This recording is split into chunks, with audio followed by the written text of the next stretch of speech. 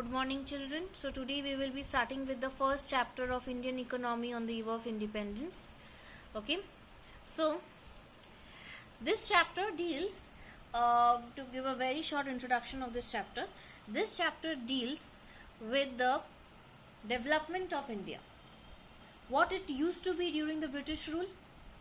It was a very underdeveloped country during the British rule. And after that, after gaining independence, how India got developed. So that we will be studying here.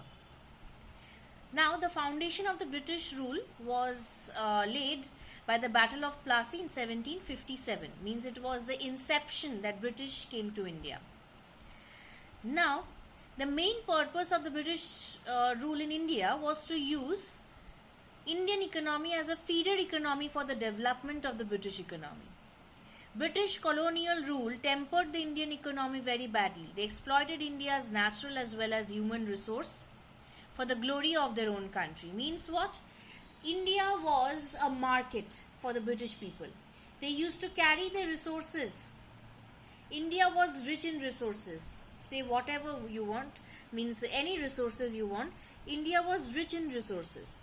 So what the British people used to do, the British people used to take the resources. You will remember, if you remember history, that industrialization first, or the industrial revolution first came up in the in Britain. Okay, so as it first came up there, so from where did the raw materials come? Their country is not rich in raw materials. Our country was rich in raw materials. They used to take the raw materials from here and used there. Now, the finished products that they used to produce, they used to sell in India at a cheap rate, at a very cheap rate. So that is why Indian economy was a feeder economy. The finished good used to be feeded to the Indian people at a cheap rate. And the tempered Indian economy means they took the resources from the Indian economy. They exploited the Indian economy in a very bad way. So finally, after 200 years of British rule, India gained independence on 15th August 1947. That we all know. Now we will be moving to the next part.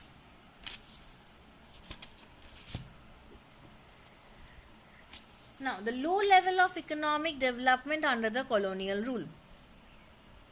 Before the British rule, Indian economy was characterized by following features. Prosperous economy. India was an independent, self-reliant and prosperous economy. Means India was fully independent. It did not have to depend on anyone before the British rule. Agrarian economy. Agriculture was the main source of livelihood for most of the people. Well-known handicraft industry. India was also known for its handicraft industries like cotton and silk textile mill, metal and precious stone works. Handicraft products enjoyed a worldwide market reputation for its fine quality of material used in the high standard of craftsmanship. Means hath ka kaam.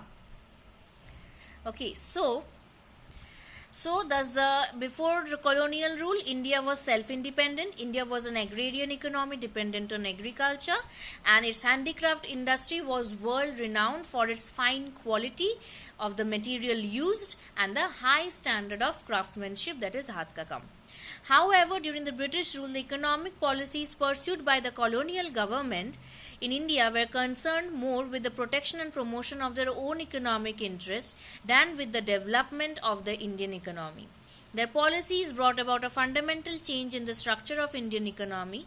They transferred the country into a supplier of raw materials and consumer of finished goods. So when the British came to India, their policies, because they were administering the country, so their policies was mainly with the motive of fulfilling the interest of their country. Their policies were with the motive to fulfill the interest of their country. Okay. Now, their policies brought about a fundamental change. Their policies brought about a fundamental change in the structure of Indian economy. They transferred the country into a supplier, that I said, supplier of raw materials and consumer of finished goods. They used to take the raw materials from here to Britain with the machines, they used to produce finished goods and used to sell it here at a cheap rate. Okay. Now we will move on to the next part, that is meaning of colonialism and low level of national income and per capita income.